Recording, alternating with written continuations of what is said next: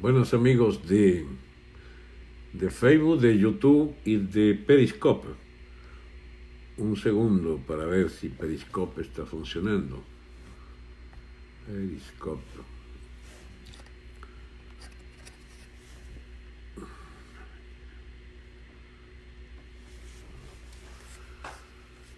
Bien, veamos si Periscope funciona. Ok, parece que sí está. Ahí está Griselda, Freddy Ferro, Cal, Griselda Repúblico, Rodolfo Díaz. Ok, perfecto. Bueno amigos, estamos acá de nuevo hoy, lunes 30 de septiembre. Ya se está yendo el año. 30 de septiembre. Y hemos colocado el título a esta conversa de hoy, a este conversatorio, los dictados siniestros de la geopolítica de imperios y estados chulos. ¿Qué quiero decir con este largo relato en el título? Dictado siniestro de imperios, de la geopolítica de imperios y estados chulos. Algo así como: no estamos solos, no decidimos nada contra los que pudieran estar interesados en mantenernos. Es decir, para poder salir de esta situación, requerimos de un esfuerzo redoblado para anular la influencia que sobre nuestra realidad interior ejercen los estados e imperios que determinan nuestra situación actual. Y bien, nada que agregar a cosas fundamentales que hemos dicho a lo largo de años, pero que vuelven a estar en vigencia cada vez que hacemos un balance de la situación que padecemos y tratamos de encontrarle una explicación al porqué de nuestra suerte, en los últimos días teñida por la malhadada experiencia para los pobres conciudadanos nuestros de vivir en Perú, asediados por una campaña impresionante de xenofobia, de chauvinismo peruano, que hay que buscarle las razones y la explicación más allá del amarillismo característico con el que se tratan estos temas. Veamos en el curso de la discusión, porque yo no soy partidario de hacer de esto un gran tema, sino sencillamente darle una explicación, llamémosla así, conveniente o casual, a la ligera, si quieren, sobre por qué ocurren estos fenómenos como el que está en este momento sacudiendo las redes sociales, donde se destaca pues las campañas ofensivas, xenofóbicas, chauvinistas de los peruanos contra la migración venezolana. Esta y muchos otros temas tienen que ver con lo que es la característica pues del tema de hoy. Vamos a habilitar acá estas funciones que al parecer necesitamos de compartir las vías estas de... Ok. Pero la verdad que no sé cómo es que se maneja esta cosa. Pese a tener tanto tiempo en esto, no sé cómo habilitarlos. El experto de esto es el amigo, ¿cómo se llama? Wilfredo Bello. Entonces, vamos a creer que estamos en buenas vías. Se compartió en Facebook, dice. Bueno, vamos a ver si... A ver, díganme algo los amigos del Periscopio, si están o no copiando Para compartir hay un símbolo para ello. Sí, pero lo puse, pero me echó a perder varias cosas allí. Tuve que mudarnos a Periscopio y YouTube tiene un problema. Ah, broma, esto sí es mala noticia, que YouTube tenga problemas. Porque YouTube digamos, mi grabación estrella, por donde yo puedo ver que queda una grabación sólidamente establecida allí. A pesar de ser miles y miles de videos, miles de millones de videos, logro que a través de YouTube me vean 20, 30, 50 mil personas a veces. Bueno, mis amigos, basta de introducciones. Yo quería hablarles entonces lo que está anunciado en el título del tema en el YouTube sobre los dictados siniestros de la geopolítica de imperios y de estados chulos. ¿Qué significa esto? Bueno, que no hay salida para Venezuela si no tomamos en consideración, si no tomamos en cuenta que en última instancia nuestra suerte está ligada a la diplomacia norteamericana, a la diplomacia colombiana, brasileña, a la diplomacia china, rusa, iraní, cubana. Nuestra suerte está en esas naciones también y difícilmente podemos evadir la marca que tiene nuestra situación nacional proveniente de esa lucha de intereses que se da y que va a marcar nuestra situación política para este mes y para todos los meses que vengan en nuestra vida republicana, para bien o para mal. A ver, vayamos al principio de estas reflexiones. No hay manera de evadirse de lo que es algo así como la genética o la herencia histórica de nuestra nación venezolana. Recuerden siempre que la nación es posterior al Estado. En estricto sentido, no hay nación venezolana antes de 1830. A partir de 1830, cuando empieza a distinguirse la sociedad, el tejido sociopolítico del Estado independiente de la República de Venezuela liderada por Páez, desde ese año, distinguiéndonos de las otras partes del virreinato de Nueva Granada, que era la Nueva Granada, Colombia, y el Ecuador, ese conjunto del virreinato de Nueva Granada que Bolívar quiso convertir en la Gran Colombia y lo logra por algunos años, por muy pocos años.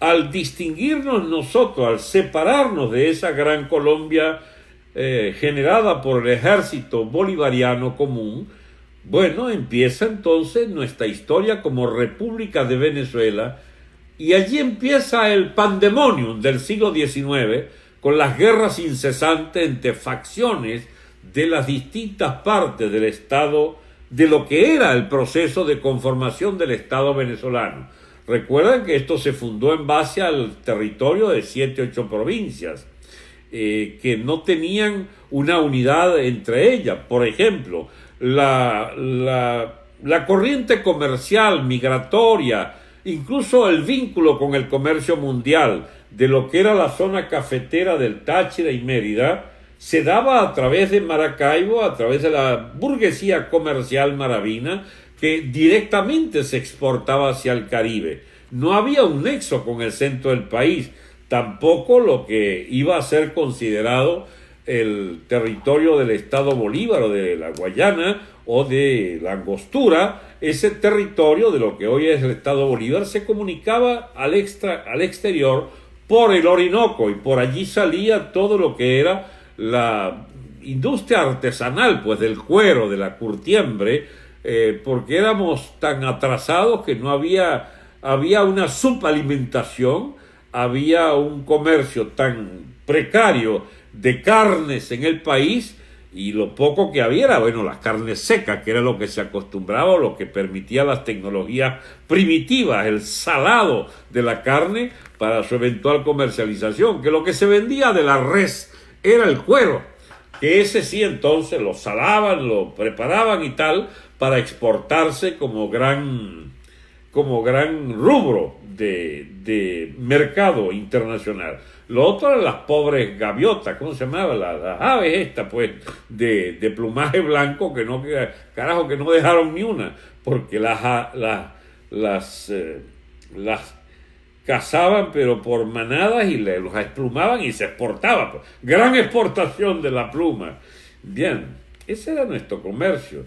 Y los pocos rubros agrícolas, que era café, añil, tabaco, y el cacao, eran pues los reyes de la producción nacional. Era una sociedad muy primitiva. Bueno, en esa sociedad primitiva, dividida en aquellas provincias que constituían la provincia de Venezuela, en Barinas, Maracaibo, Valencia, Cumaná, etcétera, esas provincias que se arman detrás de la Capitanía General de Venezuela y que luego van a ser parte constituyente de la República de Venezuela, no constituían todavía una nación venezolana. La nación venezolana nace del Estado venezolano y no hay Estado propiamente dicho hasta no configurarse la República a partir de 1830. El Estado viene primero y la nación se arma luego. Esto no quiere decir que nacimos de la nada, qué sé yo. Hay una historia reciente de lo que era la Capitanía General de Venezuela. Se nos llamaba la provincia de Venezuela. Se constituían estas tierras como una administración distinguida, aunque subordinada al virreinato de Santa Fe y antes incluso al virreinato de la Nueva España, de México, pues, cuando nuestras ciudades pequeñas, nuestras instancias judiciales y nuestras, digamos, alcabalas para los impuestos, etcétera, determinaban esas dependencias. Y bien, amigos, no era entonces que nacíamos de la nada, había una tradición, hubo incluso una marca específica para nuestra nación, que era la Compañía Guipuzcoana. Fuimos entregados a una casa comercial que vigilaba o controlaba el comercio de varias islas del Caribe y de la tierra firme venezolana, cuando se cultivaba el café y el cacao, sobre todo, que estaba bajo el dominio comercial y la defensa, pues, en el mar del corso, llamado el corso, es decir, la piratería legal de la Compañía Guipuzcoana, autorizada a erradicar el contrabando de nuestras costas, porque aquí venían muchos competidores a tratar de llevarse, incluso a mejores precios, los productos agrícolas, cacao, café, añil, etcétera, del agro venezolano. Bueno, y por supuesto a comerciar con esclavos y otras mercancías, comillas. Bien, entonces, existía una historia, una accidentada historia bajo la colonia, pero gobierno propio, efectivamente independiente, solo lo conocemos a partir de 1830, y eso no quiere decir un control territorial estricto. Eso quiso decir que esta área llamada Venezuela pasaba a ser el coto, el dominio de una casta política y económica de los terratenientes criollos, herederos de las oficialidad del ejército patriota bolivariano y paecista. Bueno, amigos, el espacio vital de esta nación, esos 900,000 y pico de kilómetros que llegaron a ser más de 1.100.000 cuando teníamos la Guayana Esequiba y antes incluso la propia isla de Trinidad, este espacio vital despoblado, era una nación con una debilidad enorme. en cuanto a la población, pero esa población existente ya reclamaba pues una cierta fisonomía y tenía características que algunos rasgos se prolongan en las décadas y siglos que nos separan de aquella Venezuela de la época de la pertenencia a España, y muchos otros rasgos, bueno, fueron apareciendo a partir de la convivencia dentro de ese espacio vital, el surgimiento de una llamada cultura nacional, de un proceso de formación de capas cultas a través de las universidades traídas por España, de la imprenta y de instituciones como el Real Consulado, la Real Hacienda, los propios tribunales, etcétera, que determinan pues esa fisonomía civilizada de instituciones propias de parte del Virreinato de Santa Fe o del Virreinato de Nueva Granada o del Virreinato de la Nueva España, de la que formamos parte hasta separarnos completamente en 1830. ¿Por qué digo todo esto? Bueno, mis amigos, porque no se nos puede olvidar la marca de origen de esta civilización venezolana, de esta cultura nacional, hoy disgregada o en proceso de disgregación, y que nos obliga a volver a los orígenes. ¿Cuáles son los orígenes? Bueno, el de esa gran tribu llamada los venezolanos, que es el producto, es la síntesis de unas 20 o 30 tribus que fueron diezmadas o que fueron incorporadas al mestizaje con los españoles y que fueron sencillamente siendo reducidas o mezcladas con otros segmentos de las distintas partes del país, y la síntesis final la produce es la propia guerra de independencia y las propias guerras civiles que entre distintas zonas del país, detrás de los caudillos diferentes, herederos de la oficialidad patriótica, pero que reclamaban a su vez la hegemonía sobre Caracas y sobre el conjunto del territorio, esa mezcla de población nacida de ese vaivén poblacional de las guerras, determinó pues esta etnia, este gentilicio llamado los venezolanos. Mis amigos, si nosotros nos dedicamos como país a pretender la independencia contra España, tenemos que recordar que fue una iniciativa sobre todo de venezolanos. Los colombianos nos acompañaban, pero a regañadientes, porque es verdad que Colombia era el centro del Virreinato de Nueva Granada y allí donde estaba el mayor desarrollo político-cultural y el económico también, pero le faltaba a aquella idiosincrasia de Colombia la determinación de una clase político o político-militar como la que se generó en Caracas. Y es un hecho que mientras que en Colombia hubo un par de batallas solamente, la batalla del Pantano de Vargas y la batalla de Boyacá, que incluso logra la independencia primero que Venezuela. En Venezuela hubo como 100 batallas para garantizar aquella independencia, y fue cruenta, fue una guerra cruel que nos dejó, dicen, entre un tercio y la mitad de la población se perdió allí, en esa guerra de independencia. ¿Por qué relato estas cosas? Porque a veces la gente se le olvida de dónde venimos y para dónde estamos y para dónde vamos. Miren, mis amigos, esto de Perú, eso no es casual que ocurra, la xenofobia. Ocurre que los ejércitos de Bolívar y el mariscal de Ayacucho llegan a el llamado Alto Perú, que es Bolivia, y separan el Alto Perú de Perú, e incluso lo arrancan a un plan argentino del general San Martín de constituir la Argentina con ese altiplano boliviano. Entonces tenemos una doble pelea contra Lima, porque le amputamos el territorio del Alto Perú y sacamos a los limeños y al Perú mismo del control de la gran minería. Bolivia no era un país marginal, era uno de los países, una de las zonas más ricas del mundo. En Potosí, que era una ciudad de centenares de miles de habitantes, era una de las ciudades más prósperas y dinámicas del mundo, y donde estaban las grandes minas de plata y donde se acuñaba la moneda del real de a8 que circulaba en medio planeta.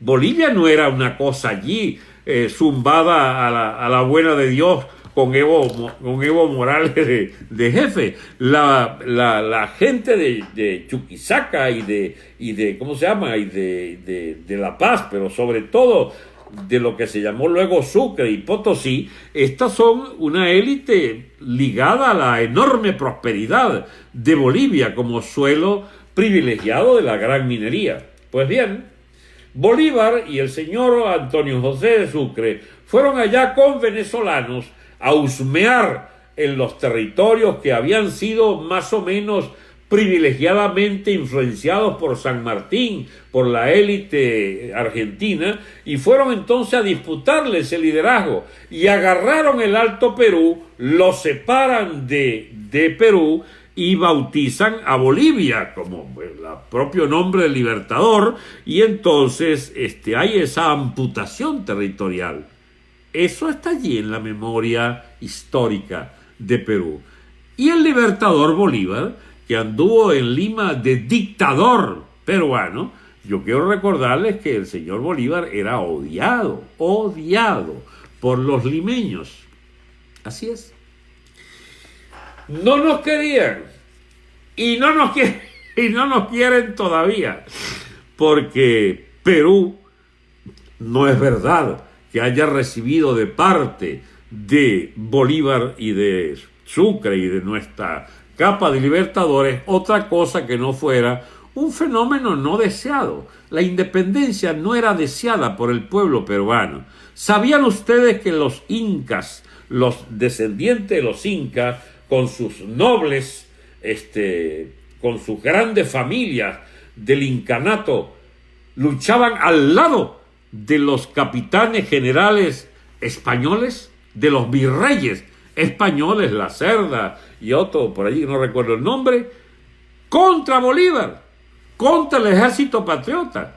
En realidad, los segmentos indígenas mayoritarios de Perú no eran partidarios de la independencia, todo lo contrario.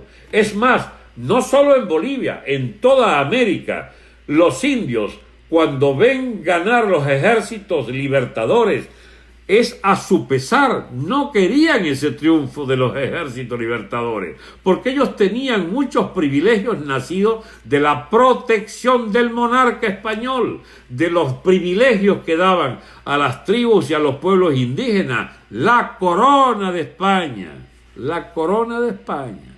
De manera, mis amigos, que esto tiene una larga historia detrás de sí. Por no hablar de Colombia, ustedes no saben que Bolivia, la libertad de Colombia fueron 2 batallas, Pantano de Vargas y Boyacá, pero dura 2 décadas, 3 décadas dura la batalla del ejército colombiano montado por Bolívar y Santander contra los indígenas, sobre todo contra los pastusos en el sur de Colombia, que no querían la independencia tampoco. Todo el proceso, mis amigos, de independencia de América es una complicada historia de fuerte influencia de los intereses ingleses que buscaban por todos los medios obstaculizar los intereses españoles. Y nuestra dirección patriótica es hija de Inglaterra, de las logias masónicas inglesas, en particular nuestro querido Francisco de Miranda. Esto no puede llevarnos a la tontería de andar negando nuestra génesis histórica. Yo solo quiero que sepamos, sin ningún mito, sin ninguna falsificación, lo que implica la verdadera historia por la que atravesamos a la hora de cumplir, digamos, este largo proceso histórico que ahora nos tiene de víctimas de una xenofobia peruana. Eso se hunde en la historia venezolana. en la historia, perdón, de América del Sur, todo lo que implicaba esa herencia, mis amigos. Entonces, a ver, ¿creen ustedes que está eso definitivamente superado? No es así. Mire, mis amigos, la verdad es que de alguna forma se proyectan desde nuestro pasado muchísimos temas que tienen que ver con nuestra historia tribal.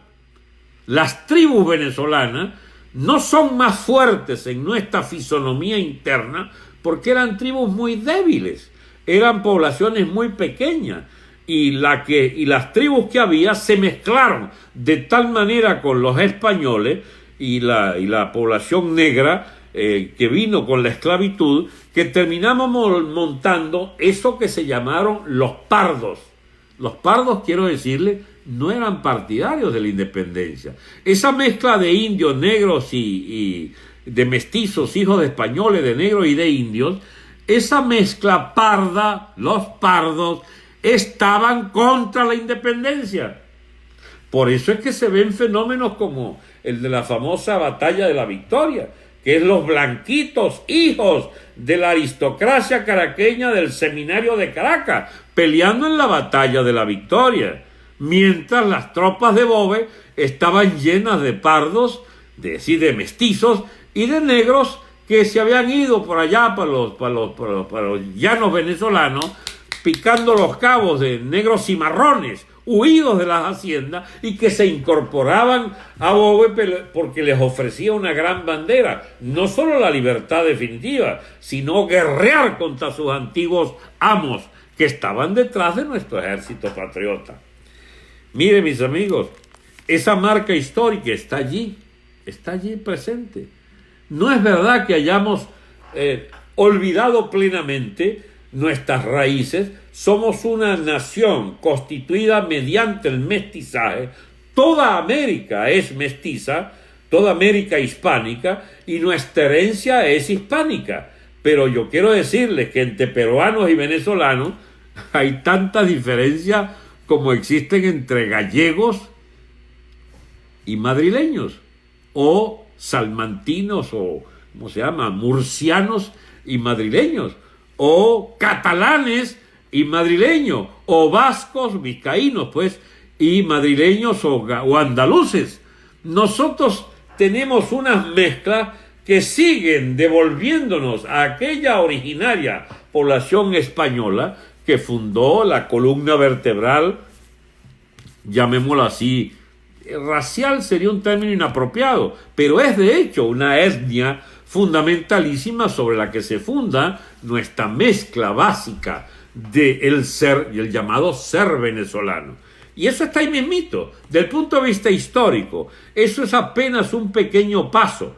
Supongan ustedes que debiéramos devolver nuestra idiosincrasia para ver en qué estamos. No solo de qué estamos hechos, sino de si tendríamos algún destino diferente al interior de Venezuela. No hay ningún destino diferente. Hay una unidad nacional y hay un Estado nacional pagado con guerras y con centenares de miles de muertos, chicos.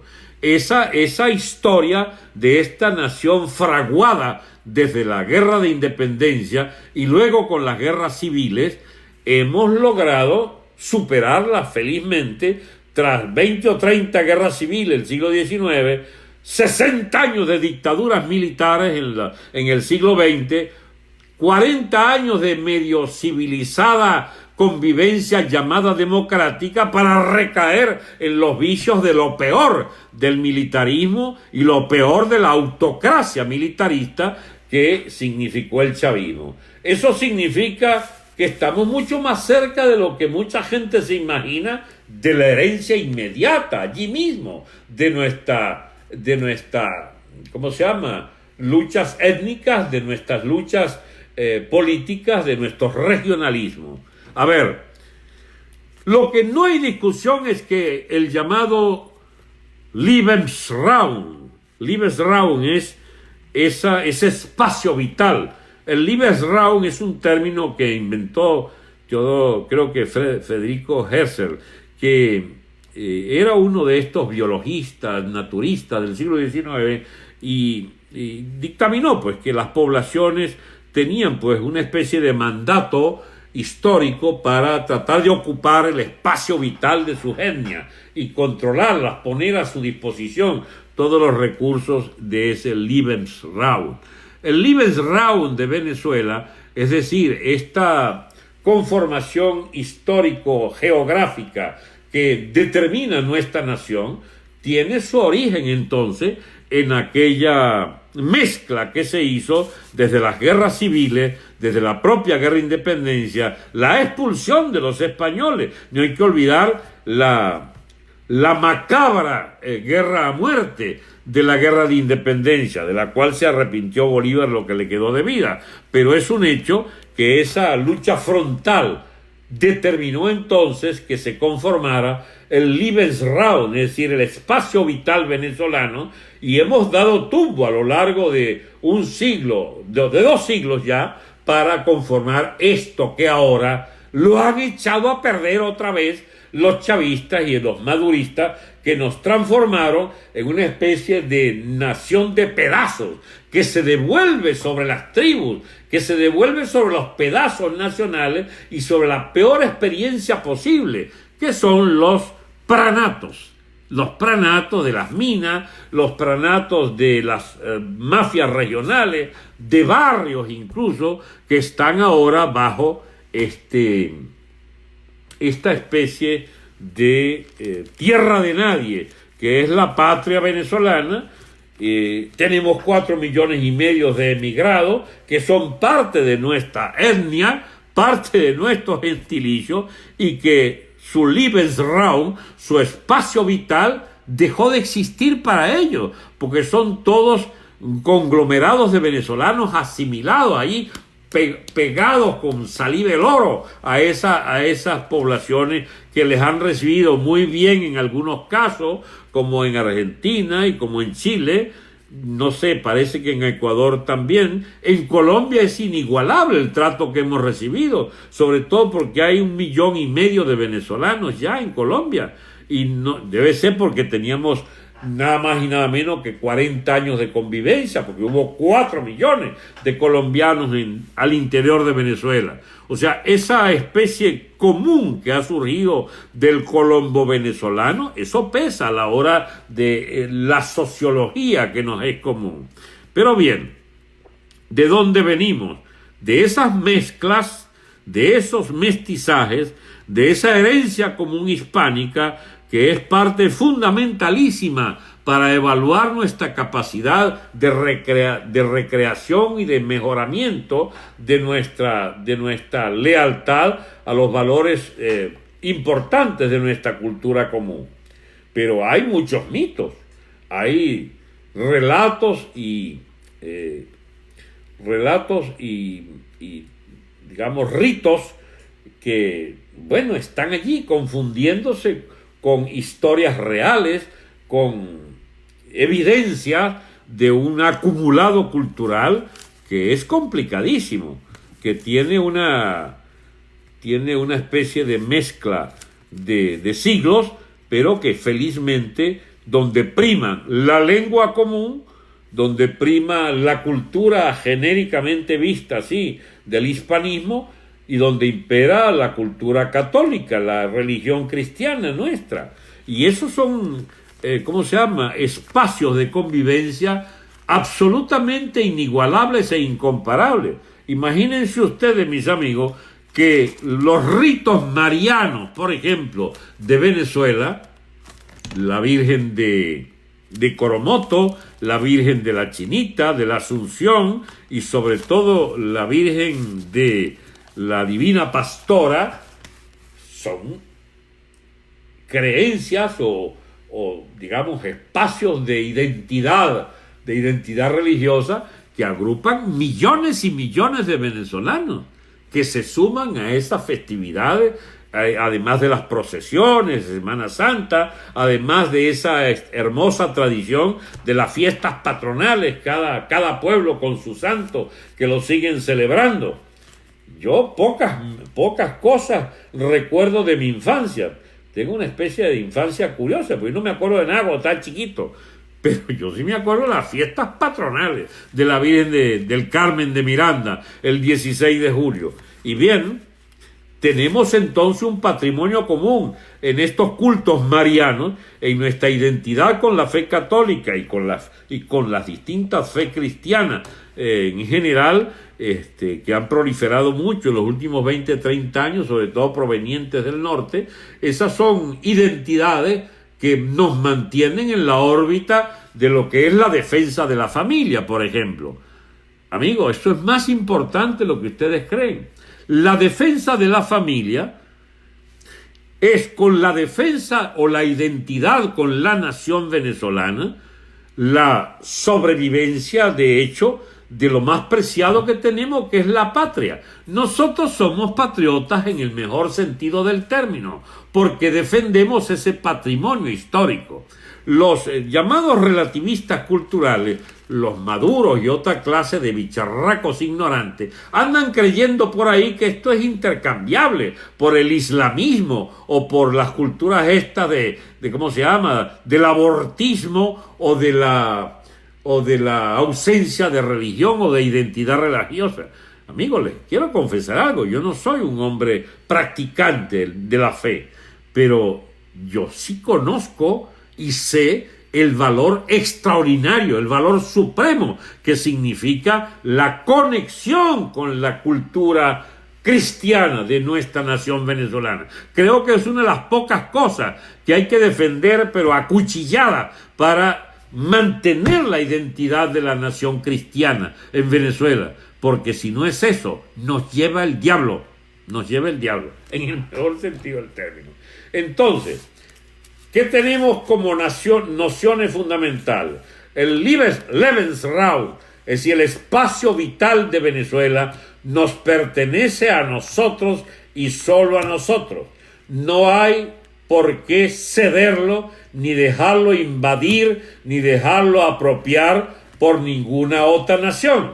Eso significa que nuestras peticiones, por ejemplo, para que se nos ayude en términos armados a la expulsión de estos vagabundos del poder, no lo hacemos por pitiyanquis o por partidarios de la ocupación militar de nuestra nación.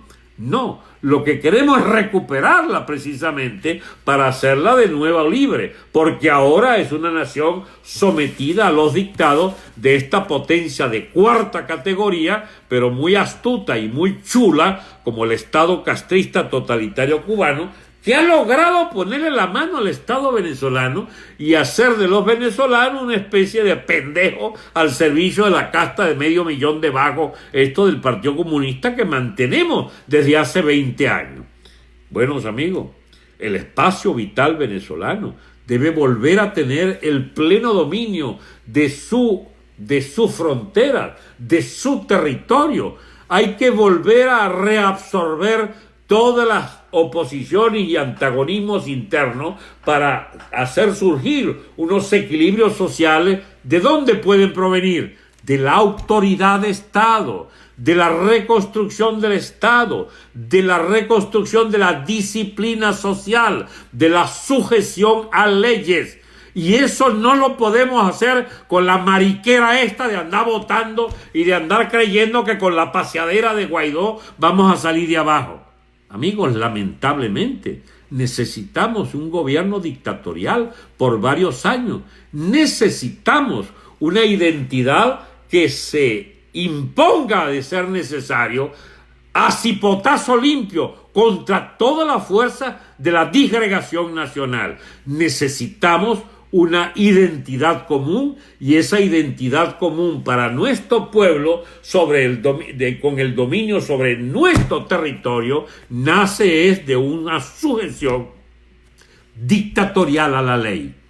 La necesitamos porque no hay ley, no hay Estado. Se fue al demonio la disciplina política. Y entonces hay que tener orden. hay que volver a poner orden. Lo que no implica la ausencia de libertad es exactamente lo contrario. Necesitamos el orden para poder usufructuar de libertades. Por ejemplo, hago un brevísimo resumen de lo que deberíamos tener planteado como centro de todos estos debates. Para poder existir un respeto irrestricto a la propiedad privada, para poder existir la más amplia libertad de comercio y de movimiento de mercancías y personas, para poder ejercer plenamente los derechos elementales a vender al precio que nos dé la gana, lo que nos dé la gana, producir y exportarlo e importarlo. Necesitamos una moneda sólida. Y esa moneda sólida, mis amigos, solo podemos obtenerla con la credibilidad de un Estado que sencillamente hace, ¿cómo se llama esto? Intercambiable su moneda, hace de su divisa una divisa respaldada por la economía nacional. Su divisa no puede ser el bolívar inicialmente, porque hemos carecido de esa moneda en los últimos años porque el Banco Central y el gobierno chavista acabó con esa moneda. Entonces no podemos seguir en una nueva etapa que necesariamente será dictatorial, pretendiendo tener un curso forzoso, una moneda que nadie quiere, porque la moneda mala es desalojada por las monedas buenas, por las monedas que tengan credibilidad, que sean precisamente canjeables, intercambiables. Por eso, la proposición básica para la reconstrucción económica es la dolarización y la circulación libre incluso del peso colombiano en las zonas de frontera y del euro europeo, porque necesitamos que nuestra gente, ojo que esto yo lo planteo hace 6, 8 o 10 años y la gente hubiera creído que yo estaba un poco chiflado por proponer una cosa tan extravagante como no tener ya una moneda nacional. Pero es que ocurre que eso es lo que vivimos en Venezuela. Ustedes no están enterados acaso, y los que viven fuera, entérense de que el dólar es ahora la moneda en la que una persona que te repara una nevera te pide 8, 10 dólares, 5 dólares la reparación, y que si vas a comprar en un kiosco una caja de cigarrillos, te piden dólares para comprar un paquete de cigarrillos. Para muchísimos automercados, supermercados, es el dólar la moneda común de los venezolanos. Bueno, se trata de legalizar eso por un tiempo en que podamos de nuevo acuñar y hacer valer el valor intrínseco del bolívar como moneda de cambio, si es que fuese necesario, porque lo ideal sería una moneda común con Colombia y ojalá con varios países hispanoamericanos para hacer viable un enorme espacio comercial común. Amigos, Venezuela no tiene destino como sociedad separada de Colombia. Lo digo de una vez. Ni los colombianos tampoco tienen destino con su país asediado por la guerra intestina de la maldita guerrilla castrista esta y su carencia absoluta de muchas materias primas que abundan enormemente en Venezuela. Nosotros tenemos que ser capaces de convencer. Yo no he podido ni siquiera establecer un nexo, porque los colombianos, es que me provoca, no insultarlo, pero decir cosas muy, muy gruesas a veces, son de una ingenuidad política impresionante y son de un culto tan casi ridículo a la bendita ley que se convierte en su contrario. La manía por la Constitución en Colombia les ha hecho elegir a un tipo llamado Santos que les acuñe a su vez una justicia especial de paz ideada por los castristas en La Habana y por la FARC colombiana, que obliga a toda la clase política colombiana y a todo el pueblo colombiano a resguardar derechos de los malvados estos, de la bendita FARC, los narcotraficantes, la FARC. Son tipos que están sencillamente hundidos en el rito en el mito democrático, en el mito más absurdo que uno pueda manejar, que es autolimitarse porque no es democrático. Porque se vaya al carajo la democracia, si no nos sirve para mantener el acceso de nuestra gente a los bienes elementales de su ¿cómo se llama? De su vida cotidiana, y de usufructuar de derechos inalienables como el derecho a la vida o el derecho a la salud.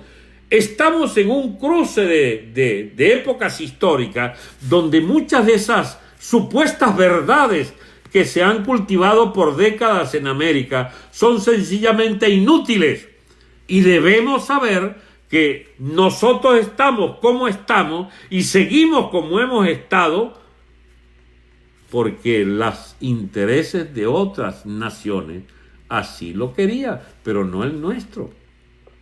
Todo el plan de Chávez y de Maduro es ser serviles, trompos servidores, alcahuetes, cabrones, ya no sé qué término. Bueno, sí, se me ocurren unos 20, pero son demasiado vulgares para hacerlos públicos, de lo que significa la rastrera posición de estos bicharracos del chavismo ante la casta de dirigentes cubanas del totalitarismo cubano. Nunca hubo peor y más abyecta sumisión.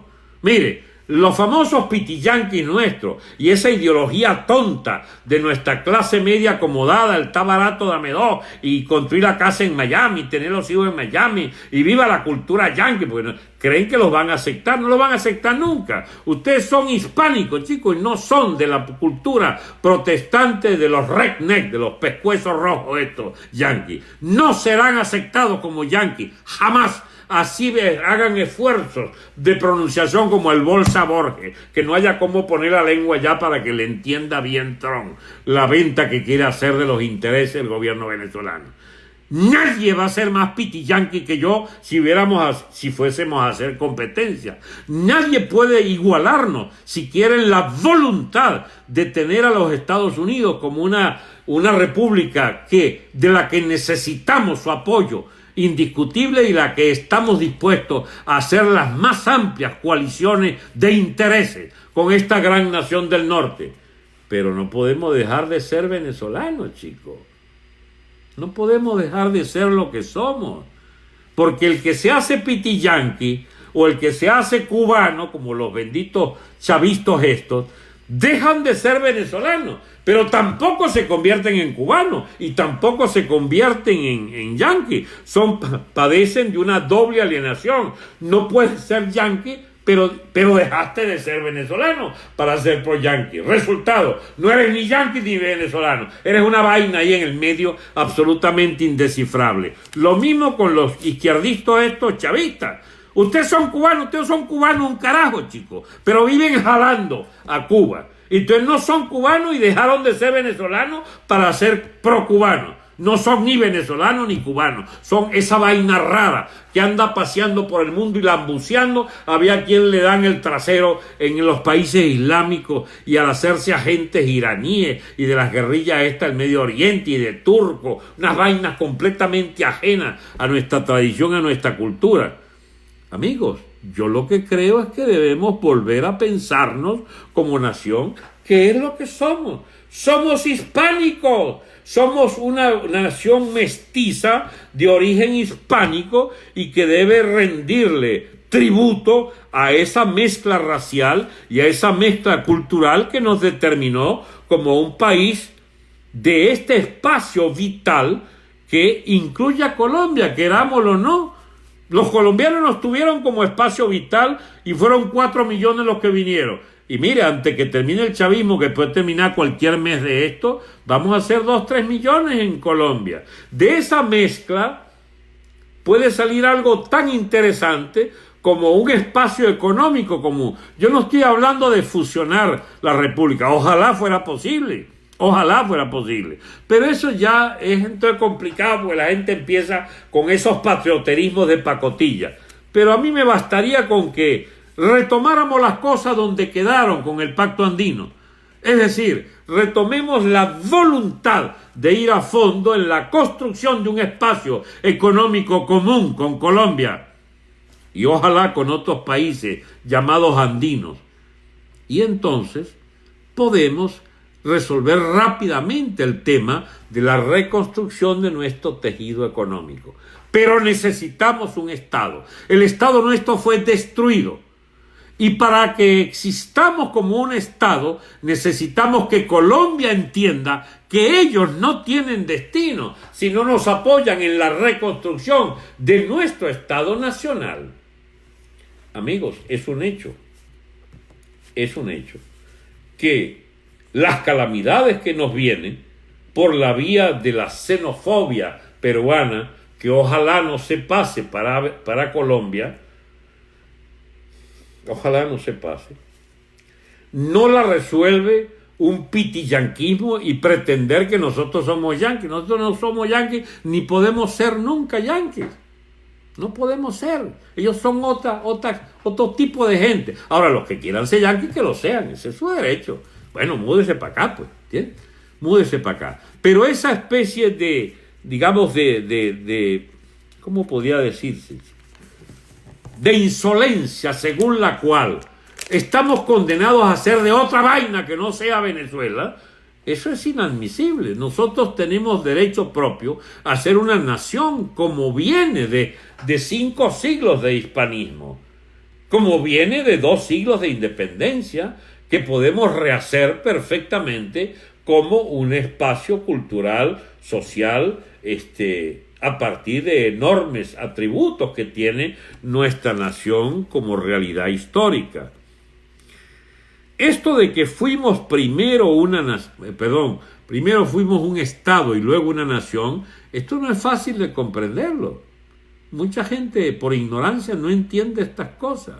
Para nosotros dejar de ser nación venezolana, tuvieron que destruirnos el Estado, y estando en pleno proceso de destrucción, quisieron acuñarnos ser cubanos, y no pueden, porque los venezolanos no somos cubanos, pero no somos de ninguna otra vaina además, somos venezolanos que requieren de reconstruir las instituciones de su propio Estado para elevar hasta niveles insospechados de desarrollo económico y social nuestra identidad en nuestro espacio vital.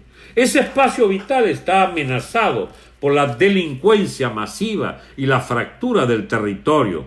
Esa fractura debe ser soldada, esa fractura debe desaparecer. Esa fractura solo puede desaparecer si somos capaces de extirpar los factores de división interna, en particular la delincuencia y la delincuencia de las clientelas políticas. Para empezar, nosotros tenemos que volver a ser un país unido, chicos. Y ese país unido solo puede ser fruto de una voluntad política, y ese es un elemento que generalmente se descuida, porque no está planteado para mucha gente que seamos, un segundo,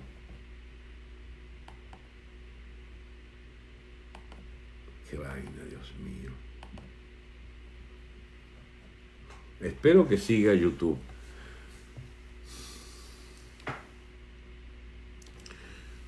No está planteado que abandonemos nuestra inequívoca vocación venezolanista, pero eso no significa que rindamos culto. No, doctor, no se ve nada en YouTube.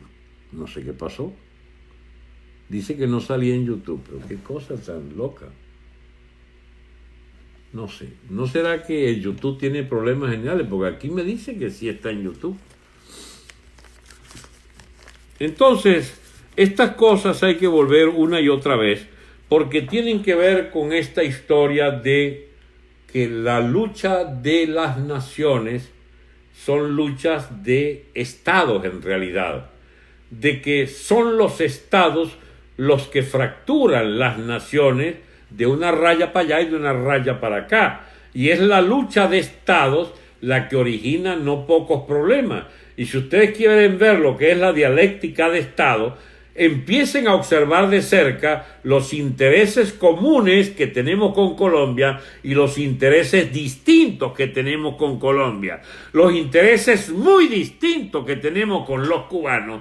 Y si vamos más arriba en los intereses de imperios, entonces entiendan o entendamos que nosotros pertenecemos a espacios de esos imperios. Nosotros somos del espacio de la zona dólar. Nosotros somos parte de esa propuesta de influencia mundial determinada por los Estados Unidos de Norteamérica. Nosotros somos parte de esa corriente, digamos, de propuestas que se dan como espacio natural, el del control o la influencia política y militar de los Estados Unidos. Por eso es lógico que nos ayude Estados Unidos a reconstruir nuestro Estado venezolano.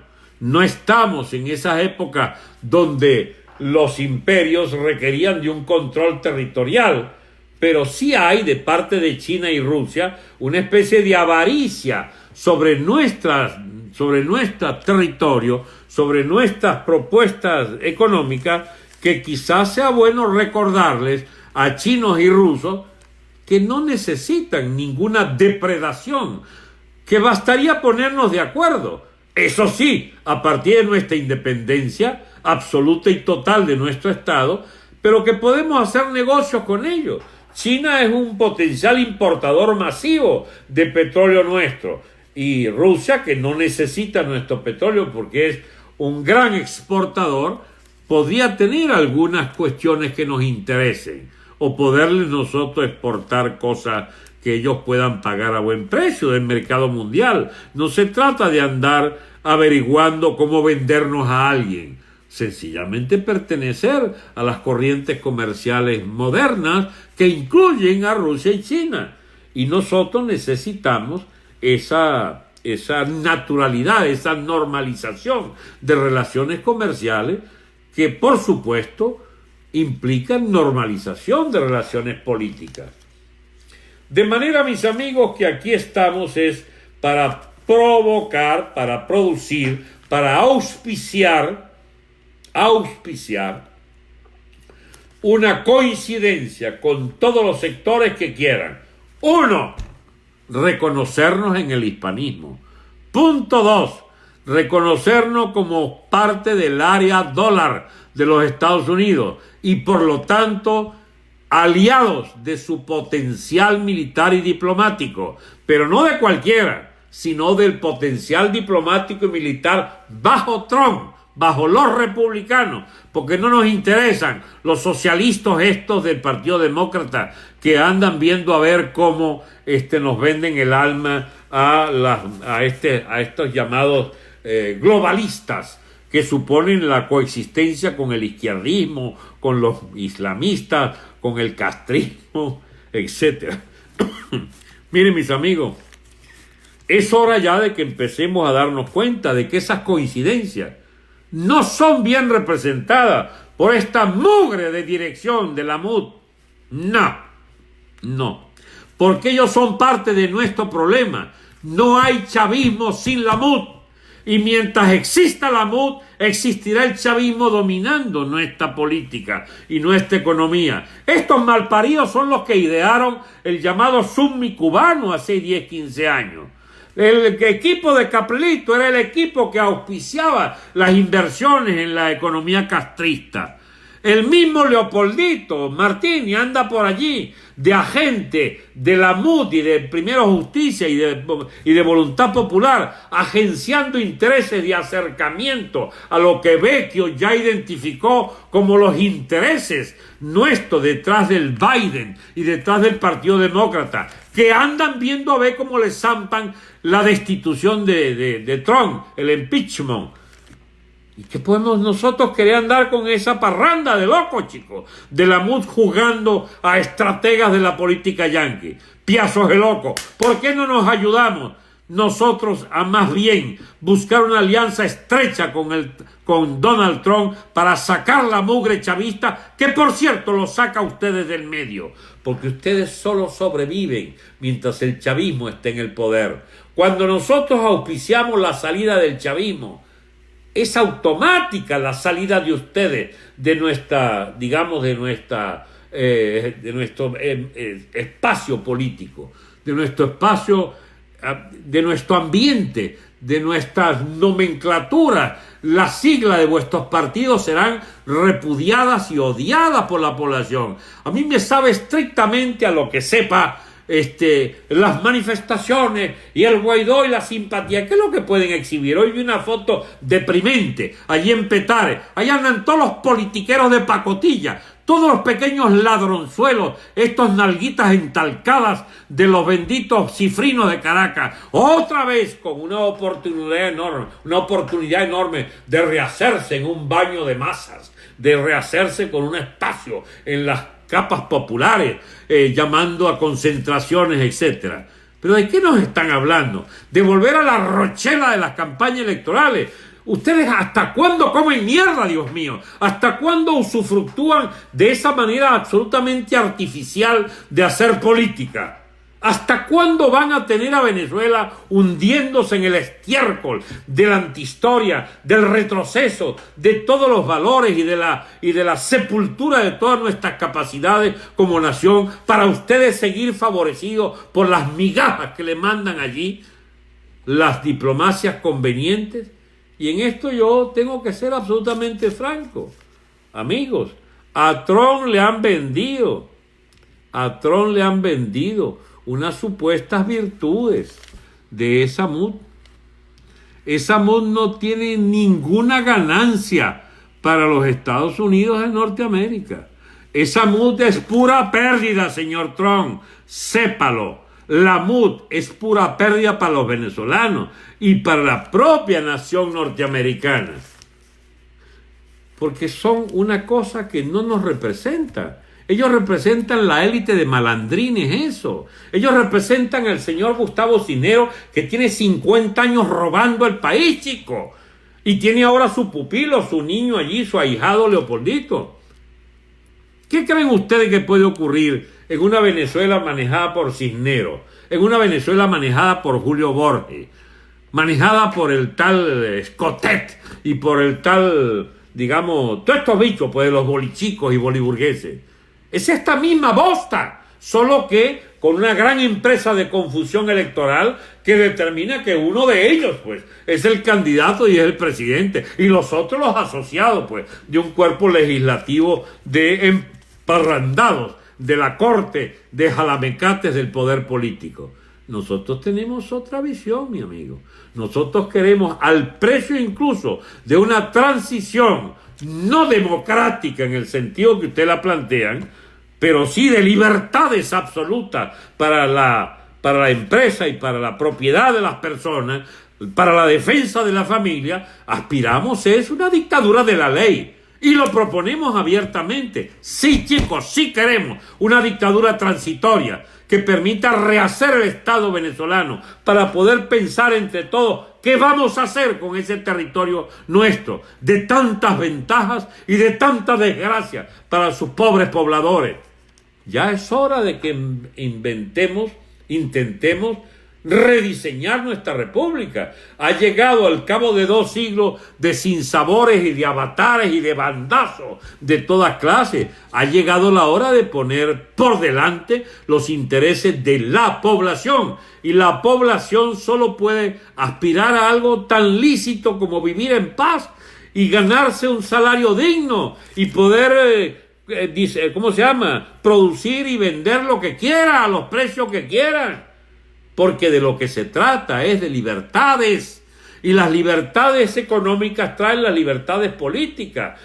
Eso sí, algunas reglas hay que poner, porque esta manguangua, estos clubes, estas camarillas de sinvergüenza, acopando los espacios políticos a partir de espacios mediáticos comprados con la moneda del narcotráfico, con la moneda de la corrupción, del ventajismo absoluto, esos espacios mediáticos, pues no van a ser posibles, mis amigos, porque habrá libertades precisamente para todos, no para algunos o para los escogidos por estos clubes de vagabundos, de las finanzas, de los bolichicos y boliburgueses. Las verdaderas libertades políticas la podrán usufructuar los venezolanos el día en que esta mugre llamada de la MUD y los partidos que la constituyen sean echados del escenario histórico venezolano y surjan las verdaderas propuestas de emancipación y de libertades de todos,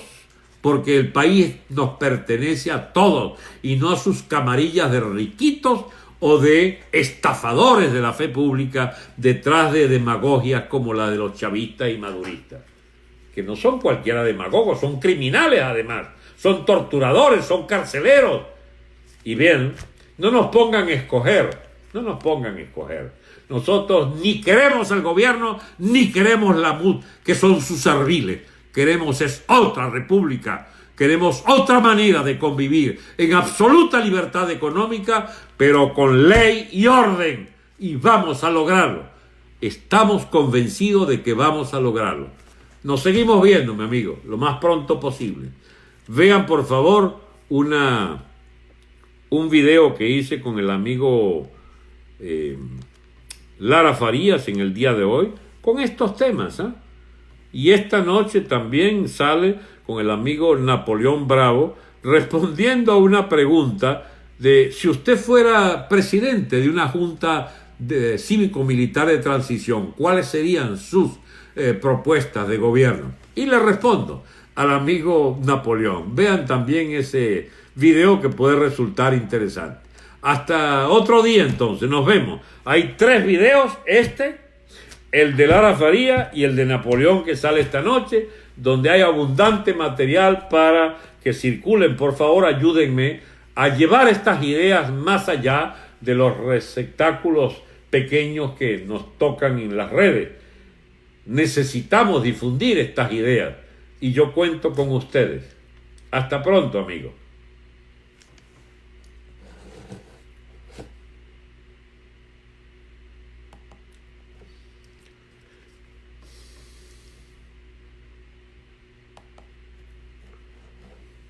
Hasta pronto, amigos de Facebook.